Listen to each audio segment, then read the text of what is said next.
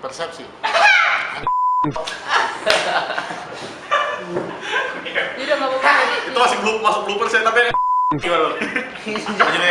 Jadi gua persepsi.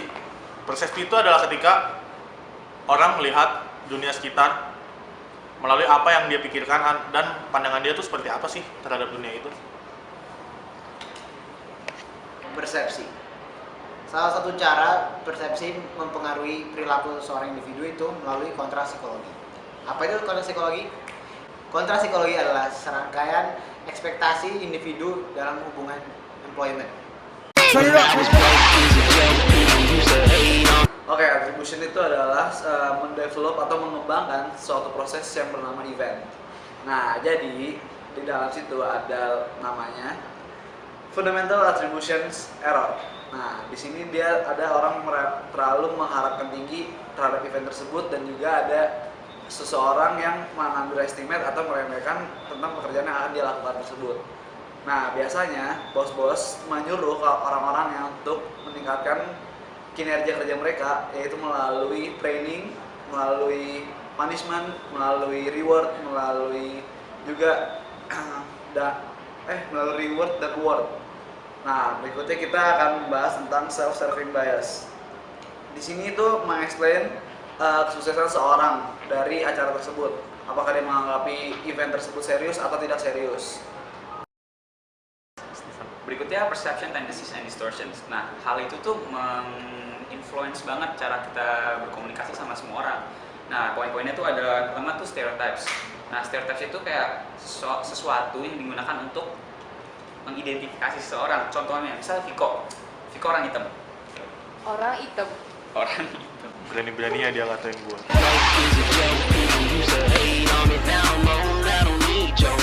Emang bener orang hitam sih. Nah, Viko itu tuh karena dia hitam, dia suka makan semangka. Nah, contohnya itu. Bercanda ya. Oke, yang kedua tuh ada halo effects. Nah, halo effects itu sesuatu hal yang digunakan untuk mengembangkan suatu impresi dari seseorang. Nah, yang ketiga adalah selective perception, di mana di saat sebuah informasi membuat kita nyaman, maka kita akan menerimanya. Di mana sebuah informasi membuat kita tidak nyaman, kita akan menolaknya. Sesimpel itu. Yang keempat adalah projection. Projection adalah di mana saat kita bingung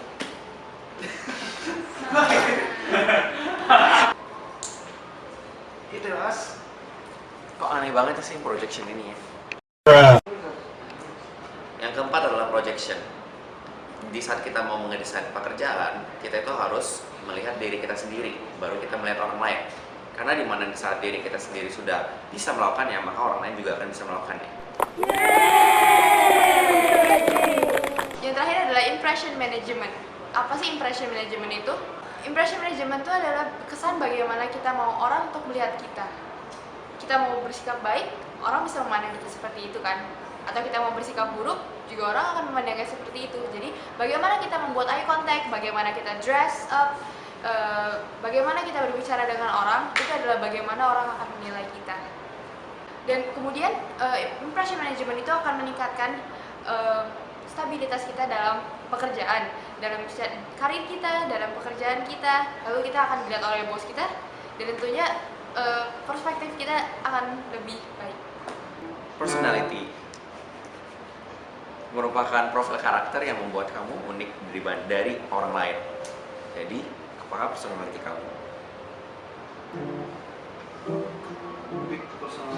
Kalau menurut gue tuh ya, Ren, gue tuh orangnya tuh personality-nya tuh easy going gitu.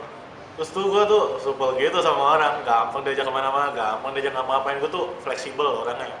Aku Jerry, personality aku sebenarnya ada beraneka ragam ya, tapi yang menurut aku paling menonjol, aku orangnya ramah dan aku suka berteman.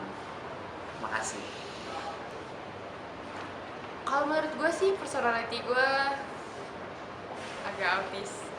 Ya menurut kalian bagaimana aja deh? Baper. Ya, exactly, baper men. Kabur. Tadi ya seperti yang dibahas Loren, personality itu adalah mengenai sikap-sikap manusia. Nah, di sini aku mau bahas lagi Personality dibagi menjadi 5 dimensi yang terbesar. Yang pertama ada extroversion. Extroversion itu biasanya dia tipenya tuh outgoing. Dia tuh bersosialisasinya tuh ramah dan juga gampang. Dan dia juga tipenya assertive. Apa itu assertive? Assertive apa ya? Assertive apa sih? Assertive apa sih? Kedua, aku juga mau ngebahas ada agreeableness. Agreeableness itu adalah tipenya trusting. Dia tuh tipe yang bisa dipercaya orang. Dan juga dia tipenya mau bekerja sama dengan orang-orang sekitar. Nah, ada conscientiousness. Nah, conscientiousness itu tuh orang yang bertanggung jawab dan orangnya tuh dia bisa diandalkan ya. Terus ada emotional stability. Nah, emotional stability itu orang yang secara emosional tuh stabil. Dia tuh nggak labil dan dia tuh relax orangnya, nggak gelisah atau gimana. Nah, terus ada orang yang openness to experience. Nah, orang seperti ini tuh dia tuh yang penasaran dan dia tuh mau tahu ide baru. Penasaran kenapa sih orang-orang di belakangku suka gini-gini gitu. Udah. Lu pada ngapain? Selanjutnya tuh buat mengetahui personality-nya orang-orang tuh ada namanya Myers-Briggs Type Indicator. Gitu kan, jadi dia tuh kayak mempelajari sifat-sifat lo, kayak lo ekstrovert atau introvert. Jadi Myers-Briggs ini dia juga bisa selain ekstrovert introvert bisa lihat lo tuh orangnya ngelihatnya dari sisi orang yang fokus, detail atau secara langsung luas gambaran besar. Selanjutnya lo tuh orangnya mikir atau merasakan. Kayak orang-orang baper gitu ya, elah. I'm so sad. Lo orangnya suka memegang kendali atau ikut arus aja, kayak mengalir aja, menjas.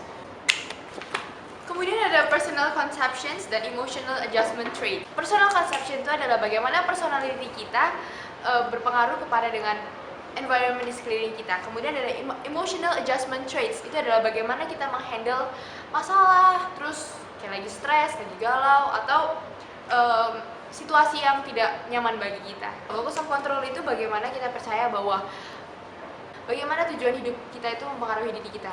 Banyak ada orang percaya bahwa katanya destiny itu kita sendiri yang menentukan, dan ada juga yang percaya bahwa destiny itu di luar kontrol kita tidak bisa menentukannya. Nah, internal factor itu kita adalah kita self confident, terus kita juga bisa menerima tanggung jawab kita, dan ada juga yang external factors, yaitu kita menyalahkan orang lain dan juga forces yang ada di luar sana.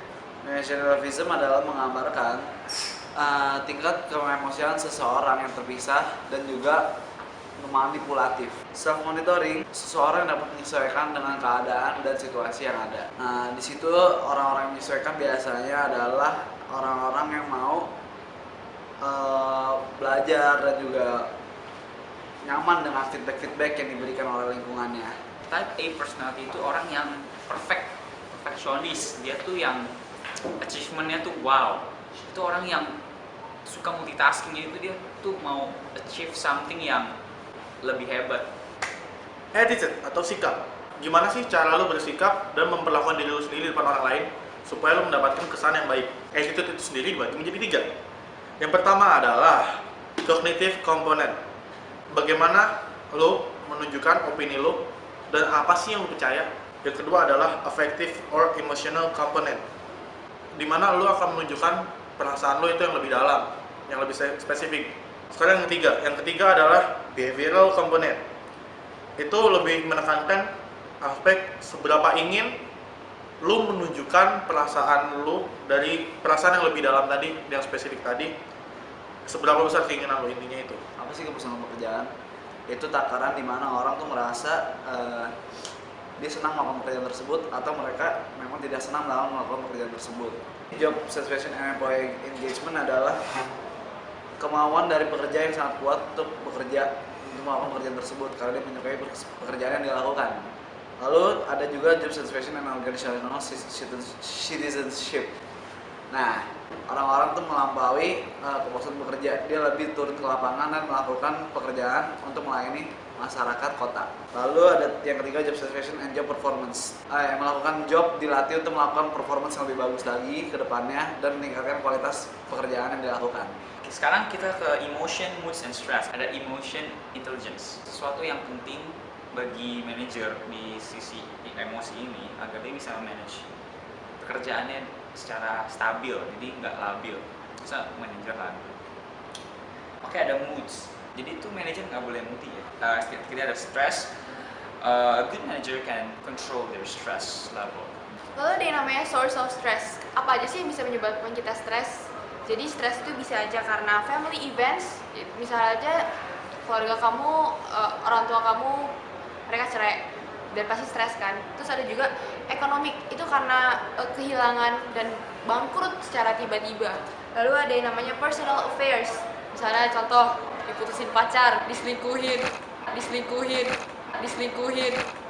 Terus stres itu ada dua tipe, yaitu konstruktif dan destruktif. Konstruktif itu yang membangun kita menjadi hal yang lebih positif. Ada destructive stress. Destructive stress itu stres yang menyebabkan kita jadi hancur. Stress management. Bagaimana kita bisa mencegah supaya terjadinya stres dalam diri kita, ya nggak sih? Jadi cara pertama, yang paling pertama dan utama, first and foremost,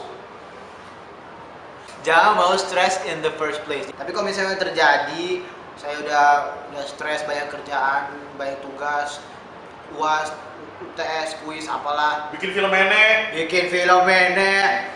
Apa? Salah satu caranya kita itu bisa melakukan aktivitas-aktivitas yang menghibur diri kita, yang membuat kita senang. Misalnya, What you gonna do with that dessert? Do what, do what, dee da dee da dee da. Do what, do da dee da do da dee da. Do what, do da dee da do da da. Do that, do what dee. Tuh capek Dis. nggak tahu tadi terbawa suasana pas joget. Maaf ya.